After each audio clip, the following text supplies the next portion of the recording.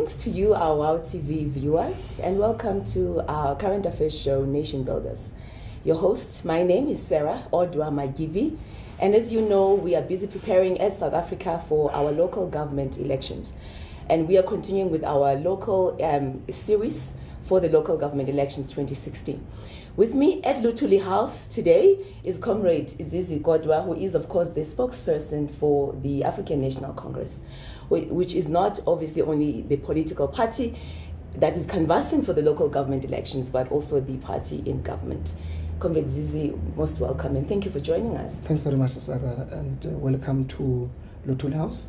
And I hope your viewers of WOW will be wowed. Yeah. And we really just appreciate the time Thank you. that you have given to us, because we understand that you guys must be extremely busy now. It's quite hectic. We're left with less than 10 days, Yeah. and it's the last push. We want to take the last vote that we can find anywhere. So our leaders, you're fortunate to find me, but nobody's here. We're all in the streets, in the corners, in churches, we're in synagogues, we're everywhere to talk to our voters, because we think this is like a reminder, so that people don't forget, because each and every single vote is important. Well, praise the Lord that you would come, even though you were meant to be at the airport, as you had said. Your prayers have but been answered. Our prayers have been answered, and we are here. Well, Comrade Kodwa, as you know, that our constituency is the church. Because we are a kingdom broadcaster that not only focusing on the kingdom of God, but also realizing that our mandate is to build nations as citizens as well. So I just want to, maybe we can just start briefly by, and I don't want to assume, as much as we can say everybody knows the African National Congress, but I don't want us to go along that line, just to share with your viewers, who is the African National Congress? Why did it come about?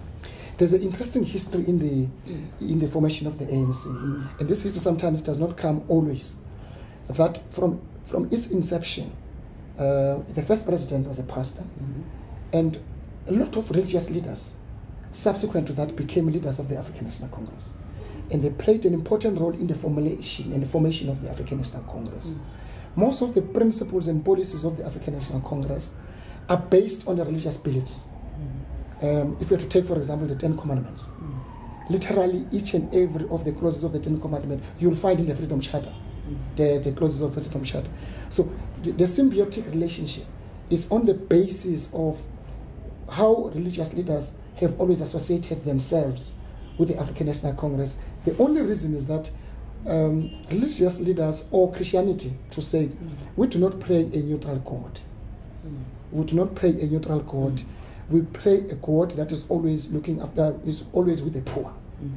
So therefore, the suffering, the exploitation of black people as far back as 1912, religious leaders could not stand neutral. They took side. So that's why you'll find them, one way or another, they will always be with the African National Congress, because its history has always fought against exploitation and suffering of one group against the other. You know, what comes to my mind is now looking back at the time, of course, of the formation of the ANC in 1912. At that time, obviously, apartheid was rough, and you talked about some of these things, the inequality and oppression. Now, 22 years into our democracy, would you say that the African National Congress is still relevant? Well, of course, it will remain relevant. If you look at the inequalities in South Africa, which are historic, it's going to take, I will assume it's going to take a lot of years to close the gap between, not just in terms of class, but between the rich and the poor in South Africa. And unfortunately, they all have got racial permutations. If you look at the poor, the majority is black. If you look at the rich, the majority is white. It's the history of the country. So it's going to take many years. So the role of religion, among others, is not just to promote issues of social cohesion and so on, and religious beliefs, but to talk to these issues. That's why religious leaders were in PE over the weekend. They criticized the ANC about how much some of the intra-party politics are making people not to feel happy about the ANC and so on. They do so because they love the ANC. They say, if we can't criticize you, you'll go wrong, and then people will lose faith and hope in the ANC. And Christians and religious leaders, their home is the ANC. They can't see the ANC going down because of individuals. The problem we have in the organization is that we put people into position, and they become so powerful than the organization. There's a social distance in others. They don't longer care about what is the primary responsibility when somebody is given a responsibility to lead people is to serve the people. That's right. Nothing else. So some of us, they get carried by other things, uncontrollable ambitions for power is what is eating the ANC. And I think religious leaders in Port Elizabeth, for example, they're quite frank with us. Of all faiths, they spoke to us to say, correct there and there, otherwise you steal the hope. Because their congregants, it's people on Sunday, they must give them hope. But their congregants are complaining to the bishops, to all the clergy that the ANC is not doing well of the following. But they appreciate that the past 20 years, the people are beginning to see change. And they know in the past what has happened, but there are certain things that we must correct and self-correct as the ANC.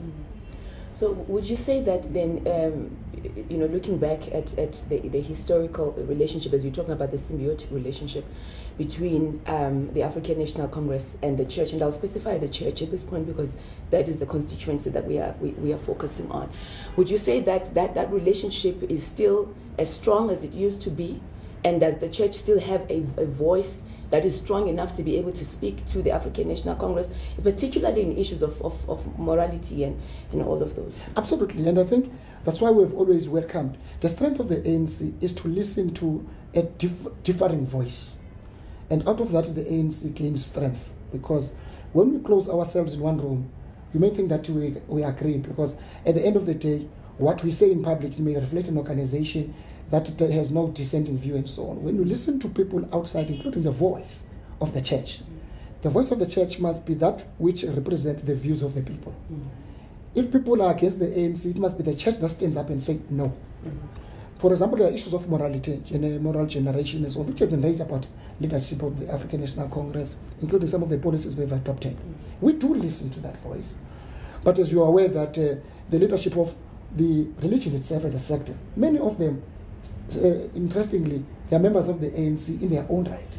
Some of them, you find them in branches, and some of them, they occupy very senior positions in the African National Congress. So this voice always finds a permutation in the structures of the ANC. At the same time to time here at Lutul House, we meet with structures such as the South African Council of Churches and many other formations who come here to raise issues, some of them to come and appreciate that you are doing well, and that part is important because we can only perfect and improve our work if we understand what comes after but. And I think religious leaders always, and church in particular, remains one of the very strong voice on issues of morality in terms of how the ANC, sometimes we may lose our compass in terms of how we lead society. But when we listen to them, we get every day this empowerment that there are certain things that we must do because there are people who represent, who look at us differently, but they still appreciate the leadership of the ANC. Okay, coming back to the the point that you made about how sometimes the issues of power struggles amongst those who are maybe put in position, who then maybe have a sense of feeling that they are bigger than the ANC itself. Now, obviously, local government elections, we're electing councillors. What process do you go through as the African National Congress to veto the potential candidates and look at the issues of integrity and values, and maybe so that those who will be watching and listening can have that confidence to say, when we go on to the third to vote, it will be people that we know they have been voted, not only by individuals, but the ANC itself. What do you put to safeguard these issues that actually eat into the organization, but not only the organization, the nation as a whole, because you are the party in government at the moment? What we have done, because as we perfect our systems, we've got systems in the ANC. So we don't have a councillor who comes from the ANC. We want a councillor that's got the blessings of the community. So you find the whole sectors of society, they participate to elect a councillor of the ANC. What the ANC branch would do, would nominate Zizi Kodwa. That name must go to a public meeting. The reason we do so is that the ANC is not for ANC members. That's why since 1994, we are voted by not less than 11 million South Africans. And yet our membership has not gone beyond 2 million. So these are supporters. So it may be important for the credibility and integrity of any leader of the ANC to go through that process. So that you must enjoy the support not just of the ANC members, but you must enjoy the support of the community. So almost 9,000 of them throughout the country have gone through that process. And that's why what you saw in other areas, unhappiness and so on, because we've got a system, and people have got all right to say we're not happy about this candidate and so on. But equally in the ANC, we also we've got a track record of women empowerment, for an example. You can't compromise on those values. Because we know how much women, in particular, have been exploited in this country. So if you find a list of all males, as the ANC, we immediately put brakes. There's something wrong with that list. So we'll go back and say, you can't tell me in that community there are no women who are prepared to lead, and so on. So the patriarchy kind of society that we fought against, you still find bubbles of that society in some small sectors of our society, where they believe that only a man can lead. And we find in areas where men have been leaders and have performed dismally. There are areas where women have been leaders, they've excelled in terms of providing leadership. So there are many other values and variables that we look at in selecting leadership, but at the end we look at the leader who will serve the people. Not only looking at many other things, but only one principle and a value, a commitment and a dedication to serve the people of South Africa. You know, there's been a growing cry, obviously listening to media and being just in the ground community about a concern, and I think also particularly within the church community, although not limited to that, the concerns on the issues of corruption, the concerns on the issues of poor service delivery. I mean, we see a whole lot of that comes particularly around the time of electioneering, where we see a lot of people get killed, and you know what happened in Swane. What confidence can we get as citizens who are potential voters, that we can get to say these matters are addressed? Because oftentimes there is a sense from the people on the ground that the matters are spoken about, and there's always maybe something like, no, we know that's happening, but there's nothing that seems to be done about those kind of issues. We are concerned about these serious allegations of corruption. We must say, though, that these are individuals who do some of these corrupt activities. It's not the African National Congress. In other words, we don't have a policy that says all leaders of the ANC must be corrupt. That's why we will still make a call, particularly church leaders, to continue to come out and speak out loud. Because it's only when you hear these voices, some of these people we know. It's like issues of gangsterism, violence, and so on. It's people who live with us in the community. Like a clerk in a department is owning 5 houses, for example. Let's come out in society and say, how does it happen? How is it possible that this person is a clerk in a department, so and so, he's owning 5 cars, he's got 20 property throughout the, there's something wrong with it. So law enforcement agencies may not on their own succeed if we as society, we don't stand up. But two, as government, as a governing party, we have put together a lot of institutions and mechanisms to deal with corruption. Whether we are talking about the hotlines, we're talking about the Hawks, which is a specialized institution to deal, among others, with corruption. A lot of people are in jail now. A lot of people are going through trials. A lot of people has been suspended. A lot of money has been recovered. Because these acts of corruption, we are eating public purse. We are eating in public the money that is supposed to go to a certain madlamin in Tembisa or Kailicha. Now it goes to an individual. So we want our government and law enforcement, including our justice system, it must be very rough with people who are alleged of corruption. Because not only is it they discredit the ANC, but they are thieving. They are thieving from the poor. It's the poor who pay tax, who pay all this. At the end, they expect their government to deliver. But they are leaders who are put into position because people expect certain deliverables, and then people are being robbed. So thieving must be a Schedule 6 crime in South Africa. You must be sent to jail for a very long time because you don't have to be a leader anymore. And I think we've got to blackmail. Once found corrupt, you must be blackmailed for good that you can never be a leader. There must be a law that we can never, including political parties like the ANC, must take decision that once found a leader, not leader anymore. Well, I think just to say, because I think partly from civil society, that's been the cry of what we've been sensing, that we want to see action. We want to have examples of people that can say truly, when we talk about zero tolerance on corruption, when we talk about zero tolerance on lack of integrity, and also particularly people that are really on the ground. I mean, local government, what makes it so powerful is because you are dealing with people on the ground, and you're dealing with councillors who oftentimes maybe might have a different face when dealing with the leadership of the ANC than they are dealing with the people on the ground and meeting the needs on the ground. And I mean, I know that as a South African citizen, that's a confidence that I want to get in having a sense of knowing that if I vote, and there's a conscience in me that says I've made the right decision in building a South Africa that's moving forward. But let's come to your manifesto. What characterizes your manifesto, and if you can maybe just share highlights of what you have dubbed as your manifesto 2016 for the local government. The ANC's manifesto for this election differs in many ways with many other manifestos of other political parties. We don't just call it the People's Manifesto. It truly reflects the views of the people. What we did, we had focus groups. We went to different sectors, including church leaders. We met with formations. We met with them to say, what would you like to have and to see in the ANC manifesto? So that's why every sector in society, if you look at the ANC manifesto, that sector is represented. Whether we're talking about the creative industry, in all its subsectors. We crisscrossed the country. We had focus groups to say what we'd like to see. That's why it's a little bit thick, because you couldn't cut and paste. You needed to reflect the views. So in that sense, it's a People's Manifesto. It's talking about a continuation of the work we did since, for example, 2011. What have we done?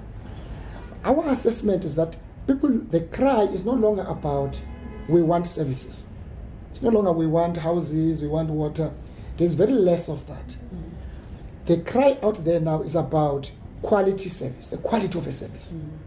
So we'll find people in a section A, in an area of Umlazi.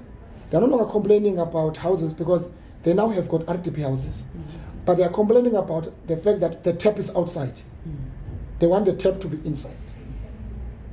So in a sense, it does say you have delivered, but now the issue is about quality. When you're delivered water, for example, they say it's the quality of water. So the protest is not like we want water, but we want quality water.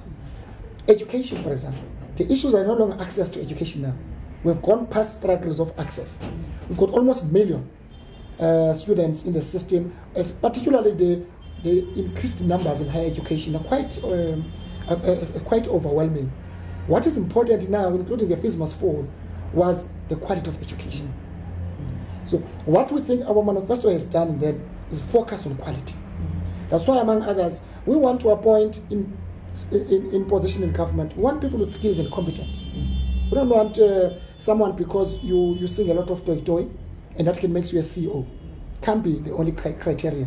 We want people at least to meet what we regard as a basic requirement. Someone must have grade 12, someone must have an experience, someone must be skilled, someone must be competent to do the job. Because part of what leads to corruption is that people who have no knowledge of their position, they misuse their position. And then whatever money they see, they think is their money. They can't manage it for the rest of us. So we're looking at the combination of everything, what we have done, but we're looking at taking South Africa forward. There are things that we must do. Unemployment among young people is a key issue for us, and it's worrying. As you are aware, in terms of the sluggish growth of our economy, we're not doing well.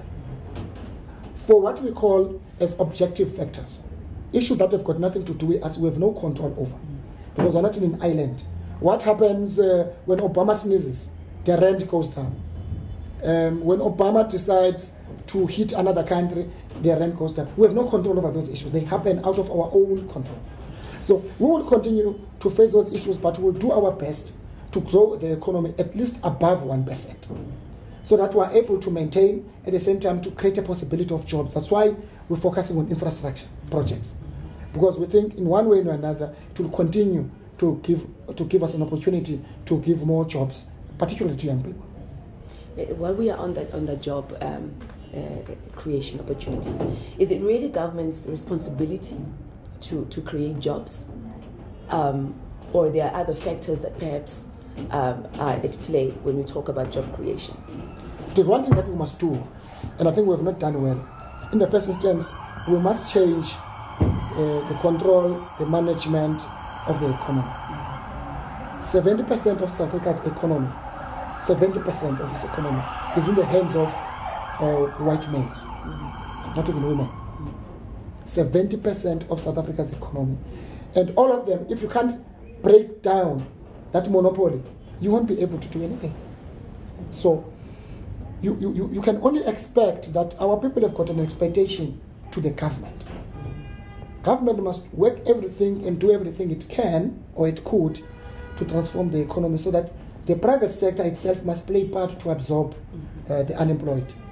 What government must do is to create an enabling environment for job creation, which I think the legislation that are in place, for me, that's sufficient to create that enabling environment. But the private sector, we haven't touched anything in terms of changing the control, the management, the ownership of the economy. If today still rests in the hands of 70% white males, that's why we took a decision that this decade, it must be a radical economic social transformation. We must dent the control and the ownership of the economy. If we don't do that, we're not going anywhere. Yeah. You know, talking about social transformation, which obviously is one key factor to assist South Africa to build. I always make a statement that what apartheid did for South Africa was really give us good quality liberation struggle fighters, and we are really appreciative of that.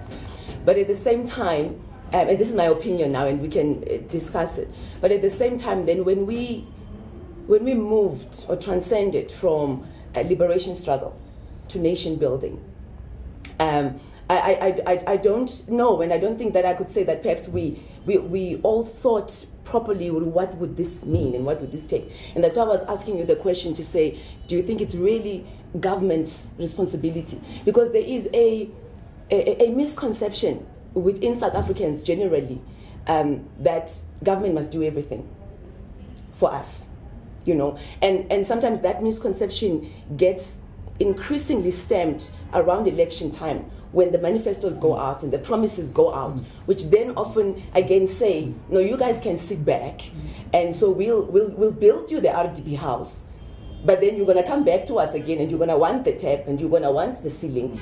And how do you think we can bridge the gap as the African National Congress in terms of bringing the society to feel and to have a sense that we also have a responsibility in building this nation? What we do find in some areas, which again is a phenomenon we must deal with correctly, to agree with you, there's a growing phenomenon of entitlement.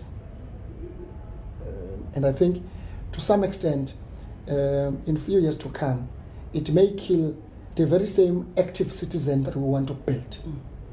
As we're doing door-to-door, for example, you do find in some house, in RDP house, the lock is not working. Someone is complaining, Mr. President, the lock has not been working. We build a house, someone finds 2-bedroom house, 3-bedroom, but it's the lock is not working. Where is the responsibility of the owner of the house? Windows, Mr. President, I want to complain because one window is broken. So, as we continue to provide provision of housing, for example, we are expected again to fix some of the things that I think those who must take a responsibility of ownership, they don't do so. Some people complaining about broken windows, lock not workings, and so on. We must still provide to millions along the road who still expect even a house. So there is that element, but you must remember where we come from. There was an apartheid Afrikaner bond, which built a very strong, what is called the structure of our economy at the moment. With Afrikaner young chaps, many of them, they are called Stellenbosch boys, who are still in charge of our economy. It was a deliberate government strategy to build Afrikaner bond at the time when the Nationalist Party came into power. There was nothing wrong acknowledging the fact that you still need to regress, particularly the black majority.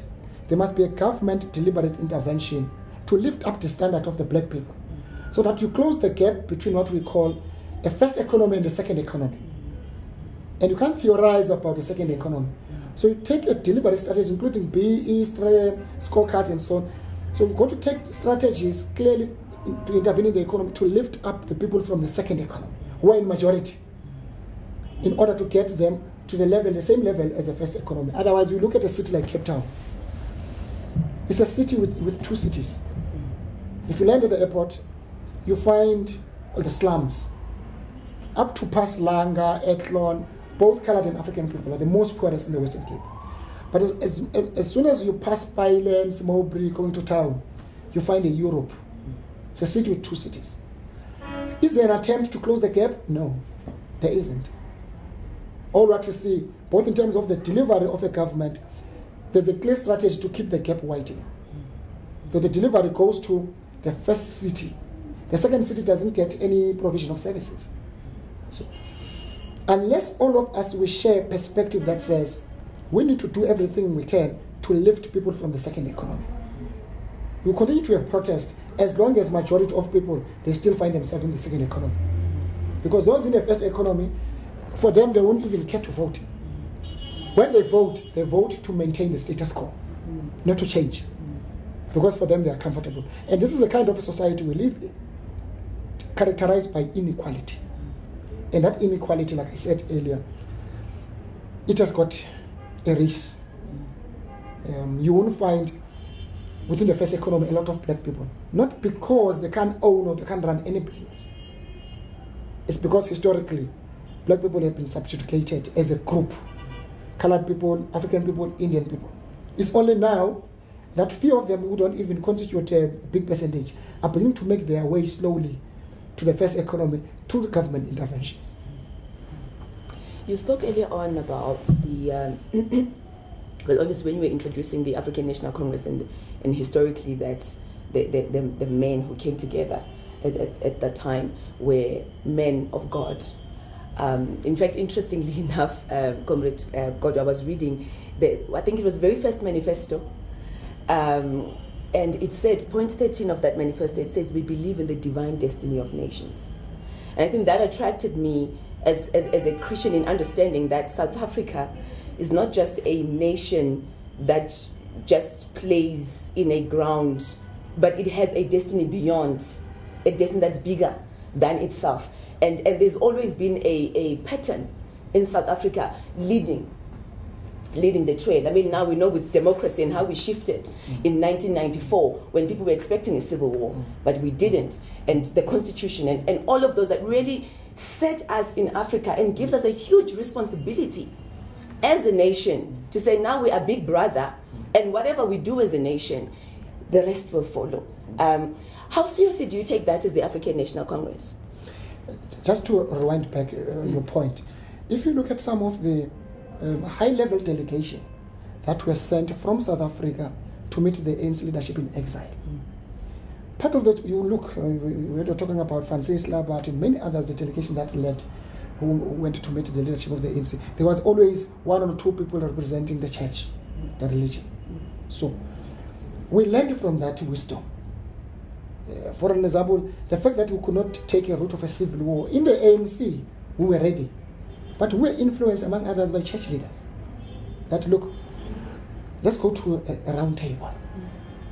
We may make compromises, but the cost of a civil war, this is going to be this much. And I'm sure by now, with our experience of other countries, we'll not be talking about these high-rise buildings like Luthuli House, because everything probably would have been flat because of a consequence of a civil war.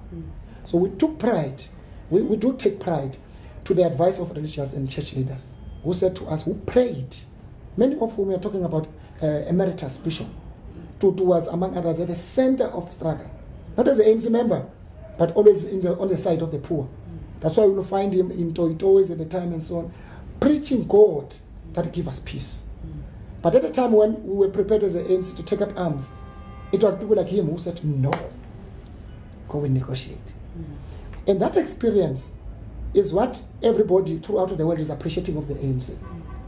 That's why when there are conflict in South Sudan and everywhere else, we are being called. Because reconciliation was very important. Black people, having suffered so many years, they opted reconciliation above hatred.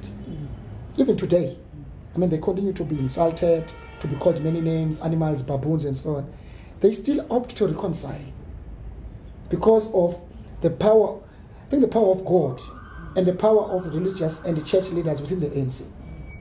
That there's nothing as good as just accept things as they are sometimes. There's no need to revenge. That's why the overarching approach and the project of this government is reconciliation at all costs, because we know the cost of a civil war. And I think if we were to continue that path, you'll also see the role why we continue to play an important role in other countries as mediators. Our President Zuma, one of the key things that he continues to do, he continues to be a mediator in many other countries that are in conflict. People are dying, innocent men, youth, and women, unarmed. They continue to be killed. The hope is in South Africa. Because I think that there was something miracle with it. There was nothing miracle about it. Because we worked with all social partners, including the religious leaders, who were, many of them, working behind the scenes to pray that the ANC never take the option of a civil war, because the consequences are too vast. And that's why whatever we do as the ANC, if you notice, when we're talking about, whether we're talking about meetings and so on, we've got interfaith. We've got all religions coming together to pray before we. That's the first item on our meetings, because we believe that they've got a responsibility to pray over us, so that they can we can be guided by the principle of the Bible, the principle of God. How critical is the question that I want to ask, talking about a partnership between the African National Congress and opening a door for the church, particularly even in some of the social issues that we had talked about. When you were summarizing your manifesto, you talked a bit about education. I mean, it's one of the most sensitive subjects, because therein is a place where you have a potential to raise a youth that will really take the country forward, or really bring it down, depending on how they've been educated. Now, we've often had debates varyingly when we talk about education, that I know oftentimes the policies that have been discussed from a government point of view has been issues that really address literacy and numeracy, that children can learn, but yet we all know that the bigger portion of education is the portion that's unseen. It's the discipline, the values, which you cannot speak of without bringing the family. So I want to go into now this question to say, you've already acknowledged that the church is an important part of your constitution. How well vexed would you say, as the African National Congress, to the needs of the church, and maybe what the church expects in terms of its voting? And I know, bearing in mind, and I do want to put this up front, just don't shoot me yet, with the Constitution, it has brought a feeling amongst church or Christians that even though the Constitution has given way to everybody and majority, but somehow it has shrunk the church on the side, who is the majority. And I guess part of it is because we serve a God who doesn't apologize, who say, I am alone a God, and there is no other. And so these are the things that have brought tension when we talked about the Constitution that is all-inclusive.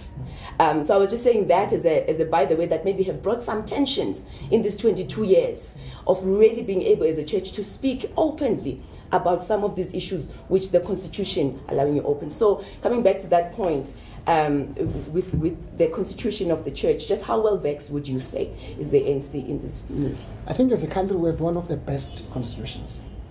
And the fact that it has been characterized, among others, by the tensions between different sectors, including the church. I think that's what has brought our democracy to maturation. And I think if you look at since 1996, when we adopted the Constitution, Act 108, a number of acts, even in Parliament, the laws themselves has brought up controversy and contradictions.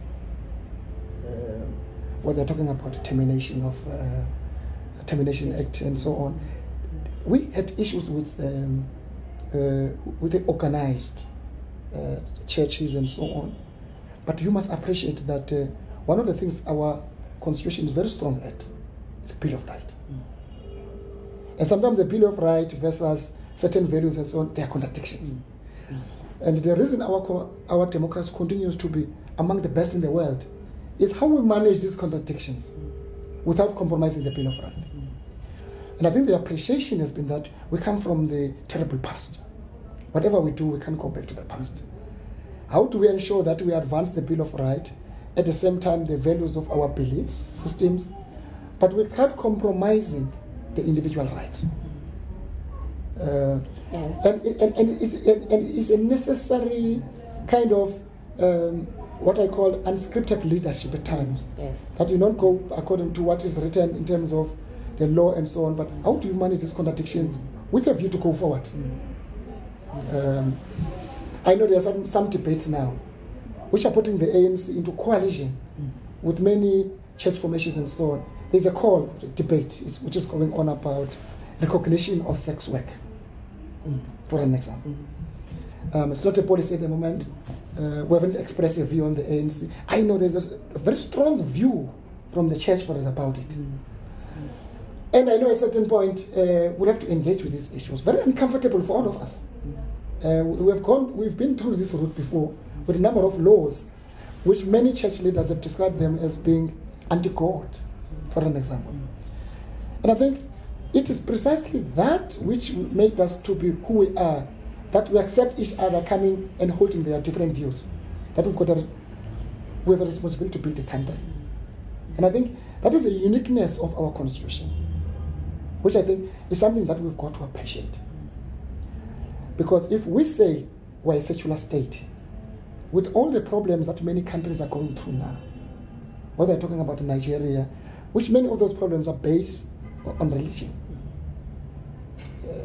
So we were able even to harness the smallest religion, because in some other countries it may cause a huge impact in terms of destabilizing the society, small as it is.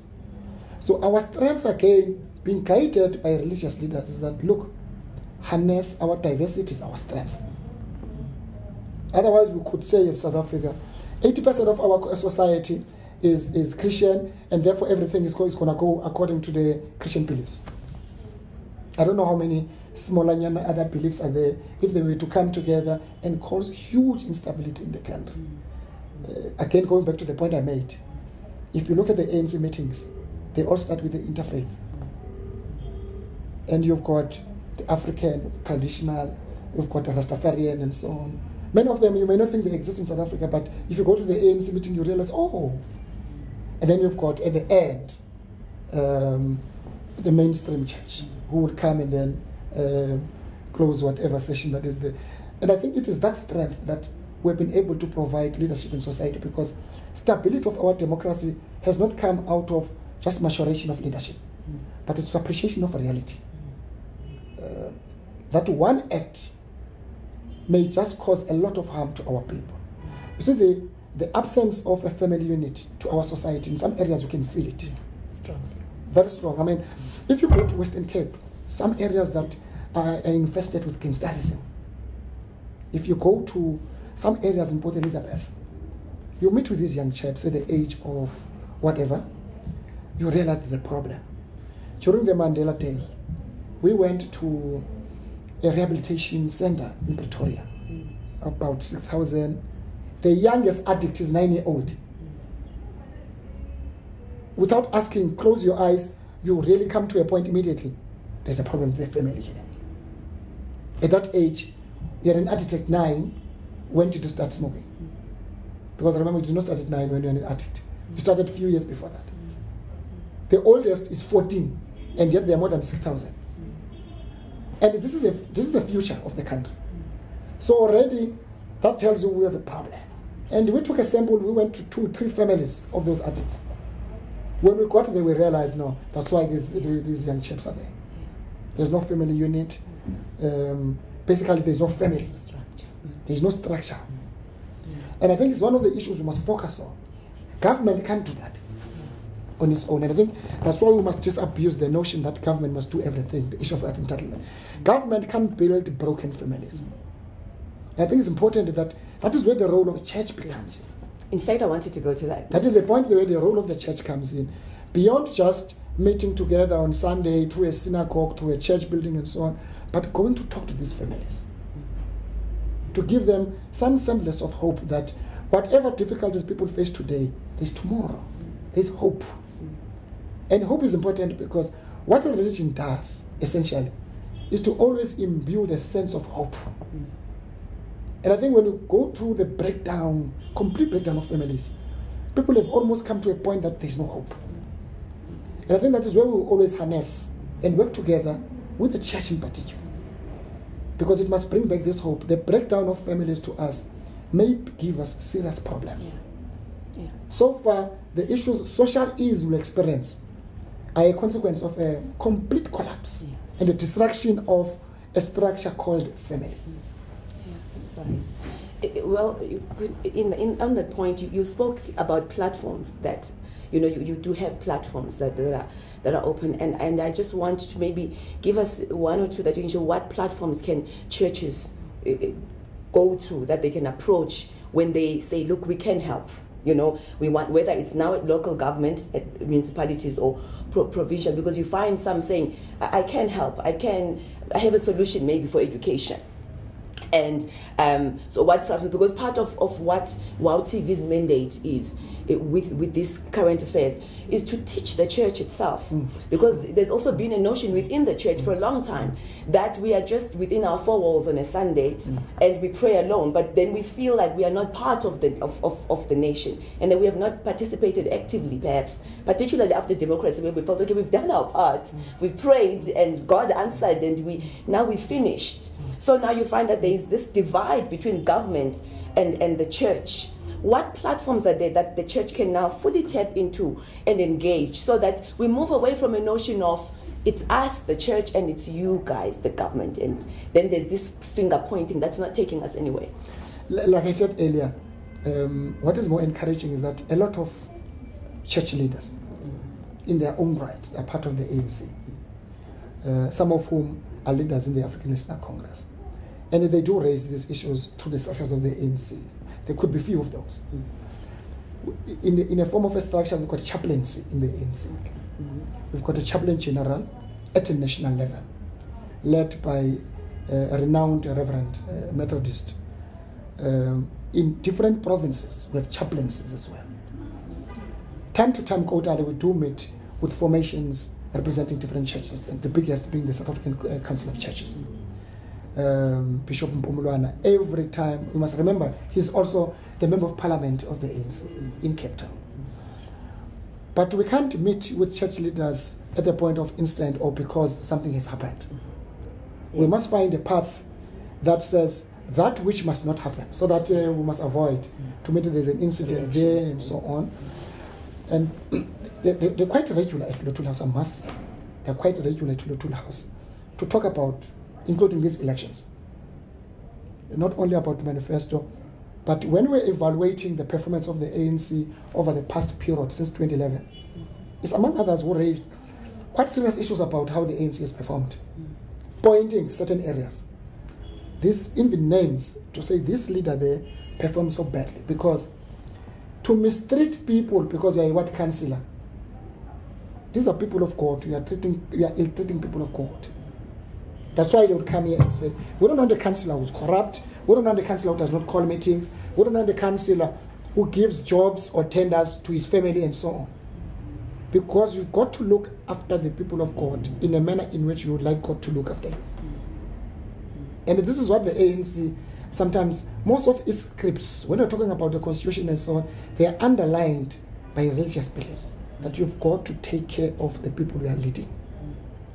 And I think that from our point of view, we're quite comfortable with the relationship between us and church leaders.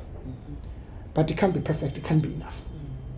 And I think they must continue, we are making a call that they must continue to come at Luthuli House in particular, or in all the offices of the ANC, and knock and say, we want to meet with you, and demand to meet with the leadership of the ANC. And express their views, even if they don't agree. And it is only when they don't agree that we learn. Not because they must say, if we say this in the ANC, will the ANC love us? Church leaders or churches must not be loved by the ANC because they support the ANC, even if the ANC is not doing what is expected of the ANC to do, or even if the ANC is doing something wrong.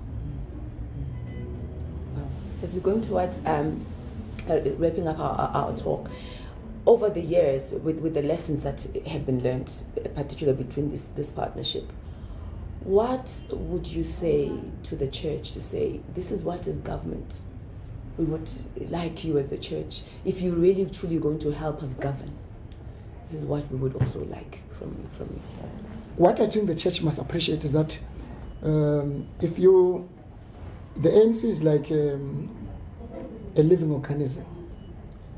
There are things that outside of the ANC affect the way we must react. It's like weather. We do time to time come across with a cold front as the ANC. We must wear jackets, we must be strong, we must do everything. But we always take an appreciation that geographically and in terms of science, what follows the cold front is a warm weather. So how we react to a cold front as the ANC, sometimes we can't control. But I think the churches must have faith in the ANC that whatever challenges it goes through, whatever turbulences in the aviation, what is important is that the plane must go through those turbulences. You can't avoid them. What is important, the pilot must make sure that at the end, that plane must come out of that turbulence intact, not in pieces. We try to do everything we can, and we'll continue to be around for a long time because we know churches, they continue to pray for the African National Congress. We have faith in them that whatever mistake we will make, which we must make, because I don't think we must, at any stage, the ANC pretend as though we're not making mistakes. We do, because we are doing something. And out of those mistakes, we continue to perfect our ways. We're an imperfect organization, we're imperfect beings, and out of the mistakes we learn. And every day we seek to improve. Through their prayers, which they must continue to pray for us, we'll be a better organization tomorrow. We'll be a better people tomorrow.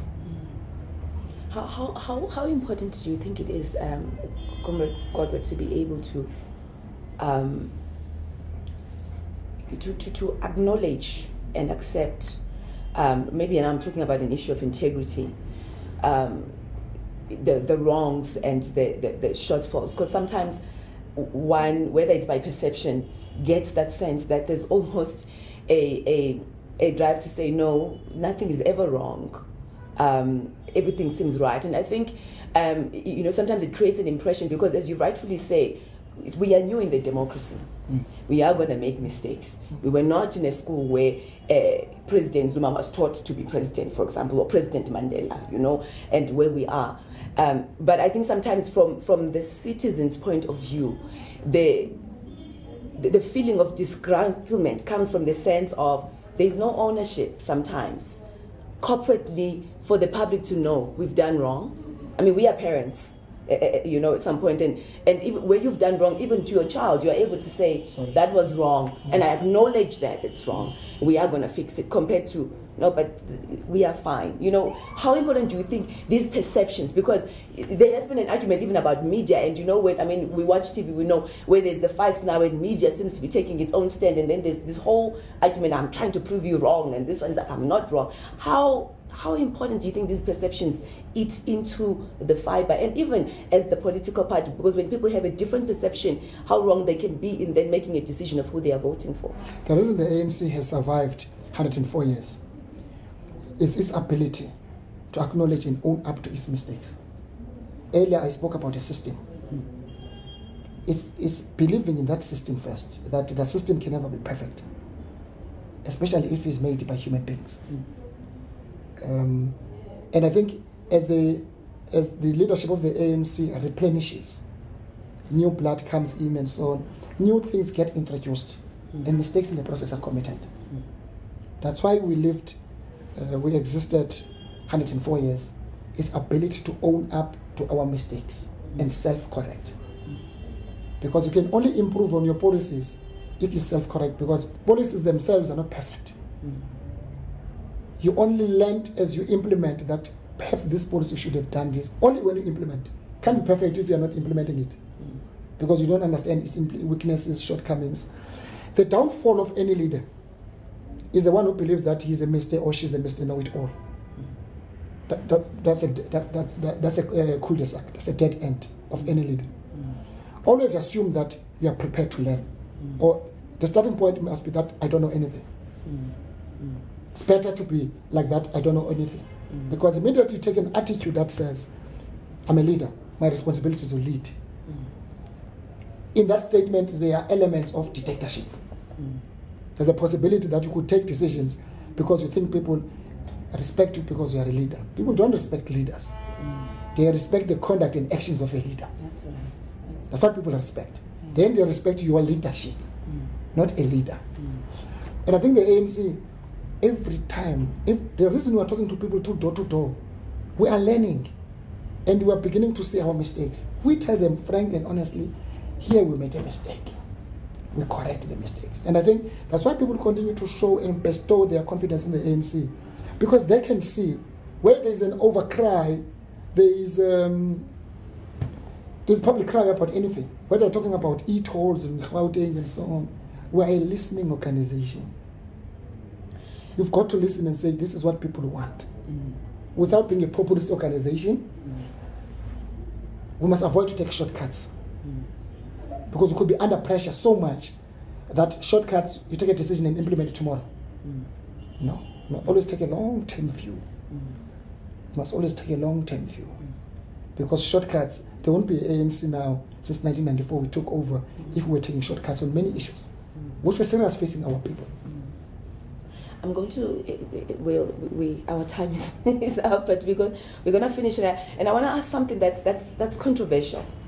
But I think it's important because you also have an opportunity to now share your part and maybe diffuse what is perception. As I've asked the issue of integrity and owning up to the wrongs. And I mean, you raised e-tolls as one of that example. But if I raise it now on behalf of, not on behalf, but just the sense of what you've been getting from people, the frustration that they felt with the e-tolls. Then the next one is the issue of Nkandla, and I don't want us to go into much detail, but those are the key things that come up front to me, where there has been a sense that, but the ANC for a long time has pretended like these things were not happening, and so there has been that perception. So from the answer that you've made, that you always do own up, this is an opportunity to diffuse that perception, because many of the people on the ground have that perception that, but you guys don't, you take too long, and then it's always like, no, but there's no problem. What's the problem with e-tolls? Why are people having an issue? Yet this feeling is, but here is an elephant, and it looks like it's not being addressed. Can you just diffuse maybe some of those perceptions? No, some of the things that, unfortunately, because of our public discourse in itself, has taken a particular view in terms of what you as a person you must know, so that at the end of the day there's a view, a narrative story that must drive your interpretation of events. For example, e-tolls. E-tolls for me is a wrong debate. Okay. The debate must be about infrastructure. Elaborate for us, please. Because e-toll is but one form of payment for infrastructure to expand and so on. The issue must be about what are we going to do with these 4 lanes, big highways in Gauteng? And how efficient have they become, have made it easy to move goods and services, to improve our work, to make sure that as the gateway to Africa, particularly Johannesburg, it can't be like any other city which the president made, is that we needed to invest on infrastructure because this is a gateway to Africa. The answer must be, how do we maintain that infrastructure? But one element of it is e-tolls, because government can't just build roads and then maintain roads, because we've got much more bigger problems than government in maintaining roads. That's why we've got SANRAL, that's why there must be this money, investment into infrastructure and so on. At the moment, people are paying. I don't know if you drive from here to Durban, how many toll gates you pass. There's no issue about that. I don't know how many toll gates you pass from here to Polokwane. People don't have an issue with that. I know the highest pay you make, the biggest amount you pay in one of the country's toll gate is Swart Rheinach in Northwest. You pay 70. A class 1 car. People don't have issue with that. But I've got an issue with something with the e-toll. E-toll is an electronic payment. It's the same thing as paying a toll gate, but we pay it electronically. The issue is that it's not about payment. is about, the debate should be the infrastructure of Johannesburg. If you've got a city where you've got a Gautrain, you get out of a Gautrain, you get to the airport, or you get to a taxi, or you get to Uber, or you get to a whatever. It's a world-class city. What else do we want? The question must be, how do we build that infrastructure and maintain it? The second one on Nkandla, we were the first, and we were reminding journalists some time back that we said when the issue of Nkandla came out as the ANC, this is not right. We're looking at the amount. We're not looking at whether the building was right or wrong, because it's a responsibility of the state to protect its own president. So you wouldn't say they were wrong to build, to improve or to upgrade the security. They're there to do it. But the cost we said as the ANC, it can't, it is wrong. You can't have all the amounts that were there, something that you can do at 10,000, and Nkandla is 1 million. The inflation of prices was just unacceptable. We said long time, before it became so, such a story now. Years back, even before my time as a spokesperson, we said it's unacceptable. The leadership of the ANC, led by Secretary General Gwede, after our statement, visited Nkandla to say, what is it that we are talking about? Way before even the public protector and everybody came in. They came back and said, cannot be. Before even the first task team of the government was put into place to say something must be done. Even then, people started to be arrested. There were certain contractors which were removed. You know, the president took certain decisions to remove certain ministers who were there in that portfolio at the time. Because there was a feeling that, I think somewhere, there must have been a leadership oversight. Because such a mega project, you would have needed a minister, not a president. You would have needed a minister that would have been hands-on. You can't have a project that moves from 60 million, over 2 years it's 200 million. It cannot be. It cannot be. So there were issues of project management, which I think fell between the cracks. But I think the issues of Nkandla, we were the first to condemn it as the ANC. That the inflation of prices in that project, in fact, is corruption. And all the investigation almost found the same as the ANC, without even conducting the investigation as the ANC. They came to the same conclusion that something was wrong. And something was... All right, well, comrades, one last question for you as we wrap up. If we would have to paint a scenario of the ANC as a person, and now with this in relation to the fact that we are talking to a constituency of Christian, what would be its stance in the matters of which God they believe in as the African National Congress, not as a political party in government looking after the country, but as a political party that stands on its own? But given the fact that the ANC from its formation was always surrounded by Christian faith, and if you look at some of the many its leaders, including the first chaplaincy, was a Methodist. I have no doubt the ANC would have been a very strong believer in the Christian faith and Christian beliefs. But I'm sure that person called the ANC, would now have at least take into account the fact that you must then provide leadership to other faiths. But I have no doubt that person would be a very strong believer of Christian values. Comrades, one last, well, I mean, you've got a minute that I'm going to give you to speak to the people that will be going to the polls on the 3rd of August. Just your last words as you... On the 3rd of August, we must make our own decision, and that decision must be informed by one thing, that South Africa can never go back. South Africa must move forward. The African National Congress has presented a manifesto. That manifesto is a hope of what we've done before. We've built a South Africa based on non-racialism, democracy, and non-sexism.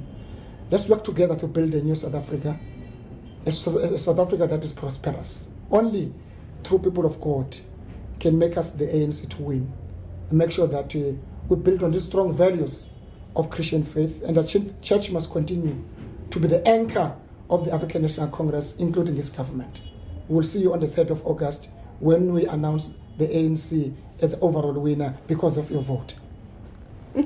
Well, Wow TV Kingdom viewers, I trust that this really helped you to be able to understand what the African National Congress as a party stands for. As we have mentioned that on the 3rd of August, that is the day when we go and vote. So I trust that you have prepared, that you have registered, that you are ready, because we are called as a church not only to pray, but to participate actively in the citizenship of South Africa. And of course, where we are as a nation is a very critical part of nation builders that will rise and build, that each one of us will stand to account before God, not only the one in government, but each one of us as individuals. What have we done with what we were given? So we will see you on the 3rd of August. Please visit the IEC if you want to find out more details, www.elections.org.za. God bless you and thank you for your time. Thank you.